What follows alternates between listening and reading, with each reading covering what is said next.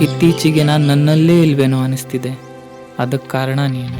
ನಿನಗೆ ಗೊತ್ತಾ, ನಾನು ಯಾವ ಹುಡುಗಿನೂ ಹಚ್ಕೊಂಡವನೇ ಅಲ್ಲ. ಆದರೆ ನಿನ್ನನ್ನು ನೋಡ್ತಿದ್ರೆ, ನಿನ್ನ ಬಗ್ಗೆ ಯೋಚನೆ ಮಾಡ್ತಿದ್ರೆ ನಾನು ಯಾವುದೋ ಜಗತ್ತಲ್ಲಿ ತೇಲ್ತಾ ಇದ್ದೀನೇನೋ ಅನಿಸುತ್ತೆ. ಸುತ್ತ ಇರೋ ಎಲ್ಲರನ್ನೂ ಮರೆತುಬಿಡ್ತೀನಿ.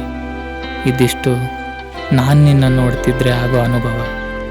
ಆದರೆ ಅಪರೂಪಕ್ಕೆ ನೀನು ನನ್ನನ್ನು ನೋಡ್ತೀಯಲ್ಲ, ಆಗಂತೂ ಯಾವುದೋ ಮಿಂಚು ನನ್ನೊಳಗೆ ಹರಿದಂಗೆ ಆಗತ್ತೆ. ಆ ಖುಷಿನ ಪದಗಳಲ್ಲಿ ಹೆಂಗೆ ಹೇಳೋಕ್ಕಾಗತ್ತೆ?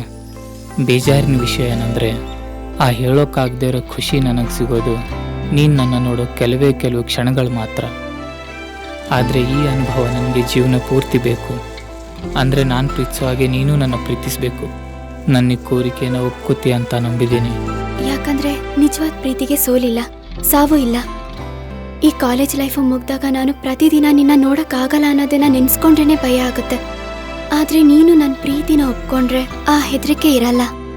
ನಿನ್ ಕಳ್ಕೊಳ್ಳೋ ಭಯದಿಂದ ನನ್ನನ್ನ ಮುಕ್ತ ಮಾಡು. ನನ್ನ ಪ್ರೀತಿನ ಸ್ವೀಕಾರ ಮಾಡಿದೀನಿ ಅಂತ ಹೇಳಿಬಿಡು. ನನಗೆ ಇದನ್ನೆಲ್ಲ ನಿನ್ನ ಹತ್ರ ಹೇಳೋಕೆ ಭಯ. ಕೆಲವೊಂದು ವಿಷಯದಲ್ಲಿ ನಾವು ಮಾಡ್ತಾ ಇರೋದು ತಪ್ಪು ಅಂತ ನಮ್ಮ ಮನಸ್ಸು ಹೇಳ್ತಾ ಇರತ್ತೆ. ಆದ್ರೆ ನಾವದನ್ನ ಕೇಳೋಕ್ ರೆಡಿ ಇರಲ್ಲ. ಆ ತಪ್ಪೇ ನಮ್ಗೆ ಹಿತವಾಗಿರುತ್ತೆ. ಅಂಥದ್ದೊಂದು ತಪ್ಪನ್ನ ನಾನೀಗ ಮಾಡಕ್ ಹೋಗ್ತಾ ಇದ್ದೀನೇನೋ ಅನ್ನಿಸ್ತಾ ಇದೆ. ನಿಜ ಹೇಳ್ಬೇಕಂದ್ರೆ ಮೊದ್ಲು ನಿನ್ನ ನೋಡಿದ್ರೆ ನನಗೆ ಚೇಳು ಕುಟುಕ್ದಂಗೆ ಆಗ್ತಿತ್ತು.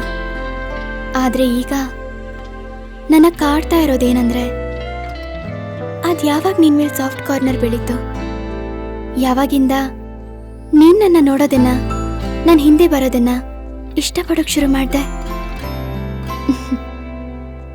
ಗೊತ್ತಿಲ್ಲ. ನನ್ಗೆ ಕವಿ ಥರ ಎಲ್ಲ ಹೇಳೋಕ್ ಬರಲ್ಲ.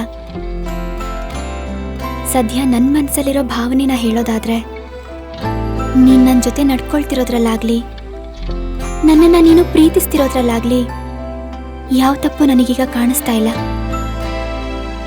ಬದಲಾಗಿ ನಿನ್ ಪ್ರೀತಿನ ಒಪ್ಕೋ ಅಂತ ನನ್ನ ಹೃದಯ ಸಾರಿ ಸಾರಿ ಹೇಳ್ತಾ ಇದೆ. ಮುಂದಿಂದು ನನಗೆ ಗೊತ್ತಿಲ್ಲ.